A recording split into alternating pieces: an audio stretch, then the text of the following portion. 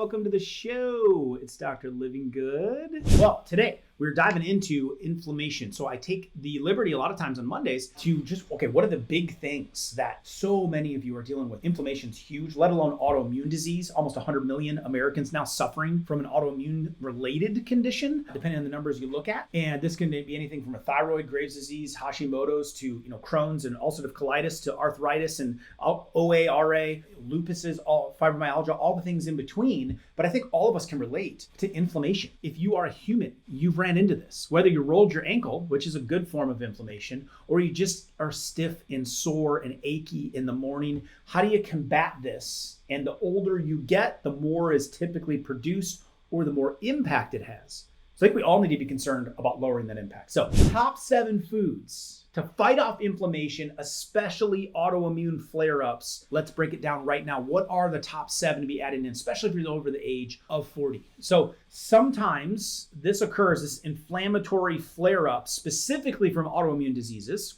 lupus, fibromyalgia, multiple sclerosis, RA, type 1 diabetes, right, in that group, Crohn's disease, ulcerative colitis. These are autoimmune related conditions. Or you just get off with your lifestyle. So you have a binge of bad eating, right? Go eat a bunch of processed food for 3, 4, 5 days. You will feel inflammation when you wake up in the morning. It's in there. Your blood pressure starts to change. Your joints and stiffness starts to change. So it's a very real thing for everyone over the age of 40, and the older that you get, the more this starts to set in. If you don't use it, you lose it. But there's some great foods to combat these. The more of these that can go into your regular lifestyle rhythm, I believe will cut it down, shows the research. Let me give you my top 7. Number 7 on broccoli. Broccoli is a sulfur-rich food. Now, outside of any type of sensitivity to sulfur, usually that's coming from medications. Why sulfur-based foods matter is because methyl sulfonylmethane, MSM, is needed to unlock your cells. So let's imagine you have a car on the side of the road. It's broke down and the battery's dead. You can fill it up with gas, right? You could tinker with it, but until you recharge the battery, that car can't move, can't go to the destination you want it to. It's kind of what's happening with a lot of our cells. What starts to happen is they get sealed off. Bad fats, we'll talk about those in a minute, start to close off and congest the cells. We're eating rancid fats,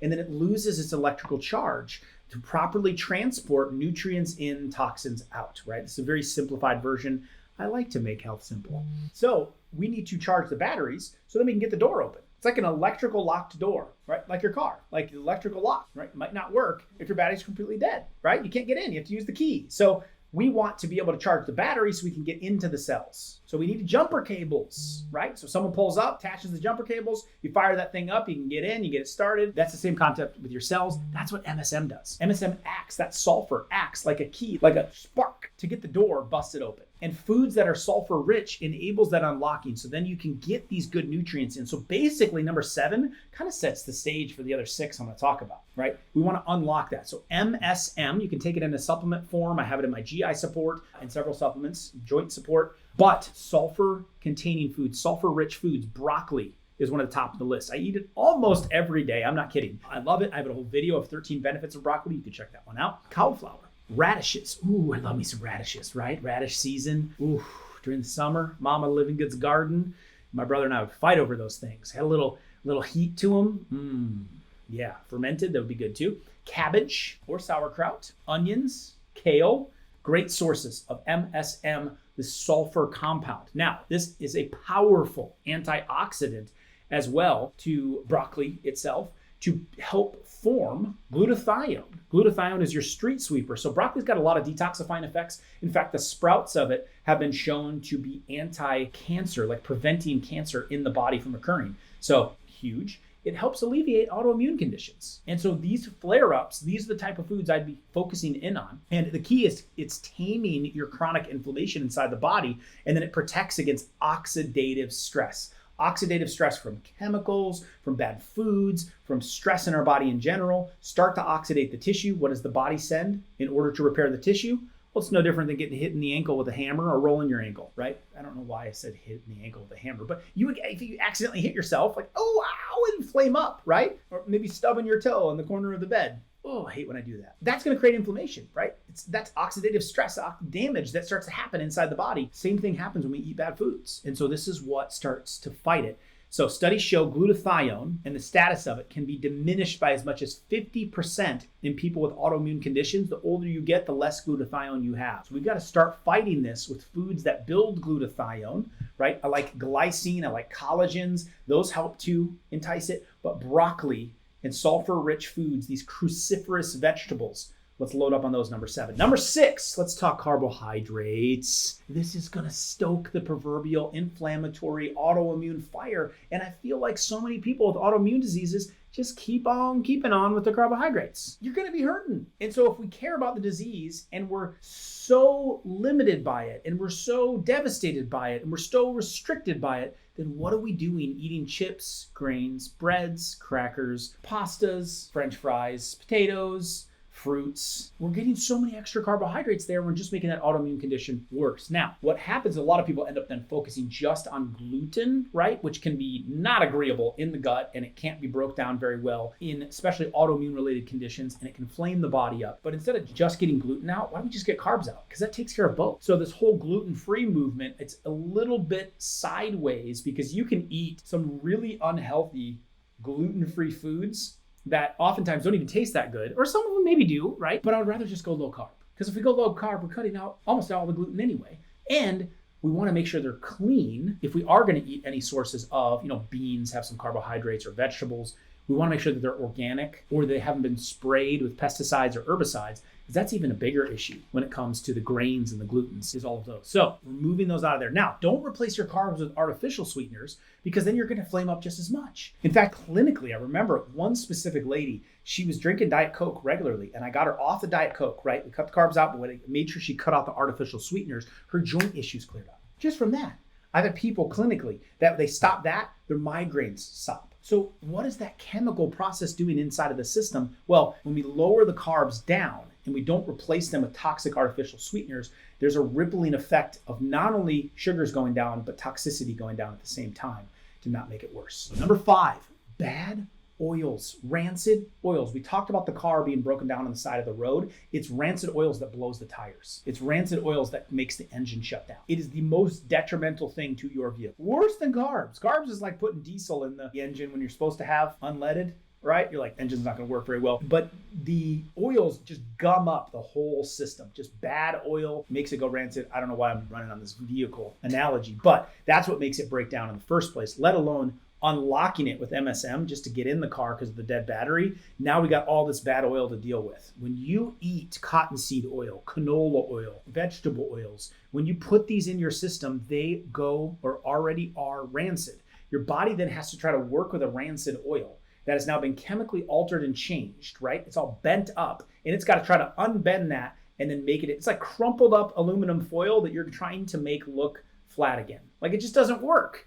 Right? So it is very rancid. It congests your cells. So now the nutrients can't get in and the toxicity can't get out. So with rancid oils, these are probably more damaging than carbohydrates, and they live in your body for up to 2 years. To get them fully out, you would need to be very strict on not having any bad sources of oils. So you would focus, if you're gonna have a plant oil, avocado, olive, coconut. I would stick closer to butter and ghee because they're more naturally occurring, but just don't heat them too hot. You gotta keep them, use those on low heat. If you have to do something on high heat, then try to think, could I make this recipe without an oil in general at all, without heating it?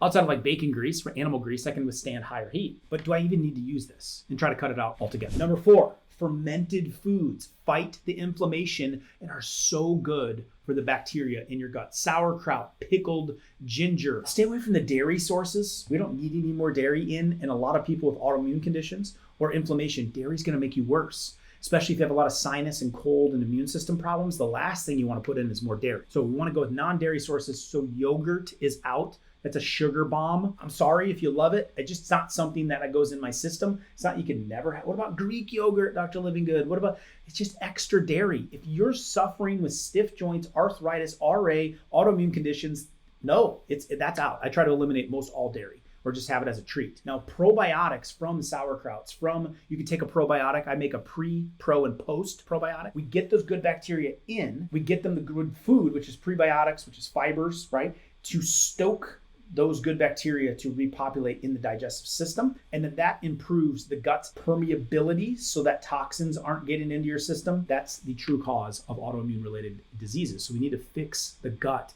Fermented foods significantly help those. Studies show that people with rheumatoid arthritis who take probiotics feel a significant reduction in stiffness, swelling, pain, and inflammation. So even if you don't have the dreaded RA diagnosis, can you relate to stiffness, swelling, pain, and inflammation? Where are your probiotics coming from today? I get mine from my greens powder, I get it from my vitamin D supplement, and I'm regularly eating foods that are fermented. So let's get more of those in. Number 3, here it is. You ready? Talked about it at the beginning. This video is going crazy right now. Baking soda. Short-term solution. You're not using this every day for the rest of your life, but if you are inflamed, this can quickly take you from an acidic state to more of an alkaline state and change the game when it comes to inflammation, stiff joints, gout, things of these natures. So I made a whole video on the 13 benefits of baking soda. You can check that out below to dig into it. And you might just have this as a remedy of like, wow, I'm so stiff and sore today. You have a little glass with a half a teaspoon or a teaspoon of baking soda. Now, I would not do that daily. I would just use it more of as a remedy. And I see people take all kinds of crazy chemicals of, you're pouring powders in for pain relief, right, already that are made from drugs. Why not just use some baking soda and see how that does the next time as a replacement? Check out that 13 benefits video though. People love it and it's fun. I would get one that's natural that says no heavy metals. We want to make sure those powders, as they're processed, don't absorb metals from the machine and end up in it. Puts a lot of heavy metals into your system, okay? Number 2, right? 2 and 1. These are the most powerful, most impactful. I've seen so many people with inflammation and autoimmune flare-ups benefit from these 2. The first one being turmeric. Now, turmeric curcumin is a great anti-inflammatory fighter. It stimulates the anti-inflammatory pathways inside of your body. Turmeric is high in curcumin. Now, the root itself can be used. You can get powder form, you can get the root form. It's just you don't absorb as much of the straight turmeric. We need some carriers to get it in. Now, the crazy thing, the inaccurate thing, the bad advice is, in my opinion, is to use black pepper or pepperine to get turmeric absorbed into the gut. Why? Because black pepper is on the list of anti-inflammatory foods to not eat. So you're using a potential inflammatory causer for some people, for autoimmune related people, to absorb an anti-inflammatory. It doesn't make any sense. What you're doing is irritating the stomach to try, and then that irritation absorbs more of it, like you're scuffing the surface to get more of it to absorb. That's what the black pepper is doing. Now, I don't have a problem with black pepper overall, okay? It is a nightshade. So for some people with autoimmune conditions, or if you have a lot of inflammation, things like that can irritate the system just slightly. There's certainly things that are way worse, but also another thing is people say use heat, like heat the turmeric and to help it absorb it better. Why don't we just use the best delivery system we can, which is fats? Emulsified turmeric, the one that I studied and the one that I got and made, 40 times more absorbable than regular turmeric. There's not many that can beat that on the market. And I got like the attorney letters and everything. I dug deep into this subject. We want to get it absorbable. Fat helps to absorb it. Emulsified turmeric, that's the form that I use in my Omega Plus turmeric, which rolls right into number 1, which is Omega 3. By far, animal-sourced omegas are incredible anti-inflammatories. From Dr. Dierberg back 50, 60 years ago, discovering it while studying Icelandic people, wondering why that their stroke levels, their inflammation levels, their heart levels, their autoimmune levels were so much lower than Americans. Well, they're eating so much more fish. So 1 to 2 servings of fish a week, excellent source. If you're not a fish lover, you've got to take this in the supplement form. Now, the big difference, we want it concentrated. When you break down fish oil, and you start to divide it up, it comes with triglycerides, it comes with cholesterols. There's multiple parts of the fish oil. We want the omega-3, EPA and DHA. That's where the money's at, right? That's brain health and that's sources of inflammation in the body, EPA and DHA. So what we did with our technology is we actually worked with Dr. Dierberg's team and we formed a concentrated version. So in a capsule, you get way more omega-3 to be the delivery system, way more EPA and DHA to your system. Now, why that matters is studies show that if you take between 750 on a daily basis or 1,500 when you have a flare-up, milligrams of omega-3, it's the equivalent of an aspirin or a Tylenol at reducing the pain. 4 of those a day is what I use, the omega turmeric balance, inflammation, those flare-ups. The more inflammation we have when you get older, so many people are taking Bayer, people taking Motrin and Advil and ibuprofen, popping those. You're asking for liver problems, you're asking for kidney problems, or it's going to burn a hole in your stomach. Clinically, I've had people do that. Guy come rolling in that I've been taking care of for years. His name was actually Barry, believe it or not. Barry took a Motrin over the weekend and ate a hole in his stomach, ended up being about a $4,000 medical bill at the hospital. It's from 2 Motrin. So instead, I use things like omega plus turmeric or some baking soda to get it going back the right direction, or loading up on fermented foods regularly to stay ahead of it, cutting the bad oils out of my diet. I challenge you to try to get those completely out and keep them out. Carbohydrates got to go the other direction. That includes gluten. Do not replace them with artificial sweeteners, and then those sulfur-rich foods to really stoke the fire, unlock it, and recharge the cell. So this breaks things down as far as step by step. If you want to check out that baking soda video, I put that up here next for you to lower inflammation and have things to fight back with that don't involve drugs to make health simple. I'll be back with you soon.